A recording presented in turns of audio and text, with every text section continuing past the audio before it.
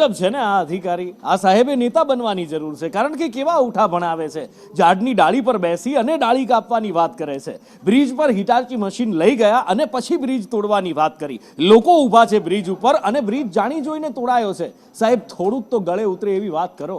સાવ આટલું જુઠ્ઠું નર્યું જુઠ્ઠું બોલશો તમે? દેખાય છે કે શું થયું છે, પણ ખેર બની શકે સંગ એવો રંગ હોય, નેતાઓની સંગતમાં કદાચ સાહેબ વધારે રહેતા હોય તો આવું થાય। પણ ખેર એકલા બ્રિજની સમસ્યા નથી, જ્યારે જ્યારે વરસાદ આવે, ચોમાસું આવે ત્યારે અંડરબ્રિજ બંધ થઈ જાય છે। આ સમસ્યા ખૂબ મોટી છે। એક બહુ મોટું અભિયાન રાજ્યની અંદર ચાલ્યું છે અને ખૂબ સરાહનીય છે કે જેટલા પણ રેલવે ટ્રેક પર ફાટક આવતા હતા એ બધા જ ફાટકને મોટા ભાગે અંડરબ્રિજમાં કન્વર્ટ કરી દેવામાં આવ્યા છે કે જેથી કરીને જાનહાનિ ટાળી શકાય અથવા તો લોકોનો જે સમય બગડતો હતો એ પણ બચાવી શકાય। પણ આજે અત્યારે તમે અંડરપાસ મહેસાણાનો જોઈ રહ્યા છો, આવું જ ઊંઝાના અંડરપાસ જેવું દરેક જગ્યાએ જોવા મળે। વરસાદ પડે અને પાણી ભરાઈ જાય ને કેટલીક જગ્યાએ તો મહિનાઓ સુધી પાણી નથી ઉતરતા અને લોકો હેરાન પરેશાન થઈ રાખે છે।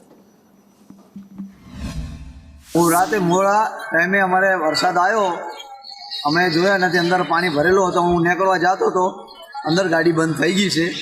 બંધ થઈ ગઈ હતી, છોકરો હતો એક, હું હતો એક, મારા ભાભી હતા, 3 જણા ભેગા થઈને જતા હતા બહાર। અંદર ગાડી ફસાઈ ગઈ છે, અંદર ફસાઈ ગઈ, બંધ પડી ગઈ। ફરી હું વિચાર્યો કે હું નીકળવા મજા છું, ગાડી અંદર રહેશું તો હું મરી જઈશ, એને કારણે ગાડી છોડી નાખી।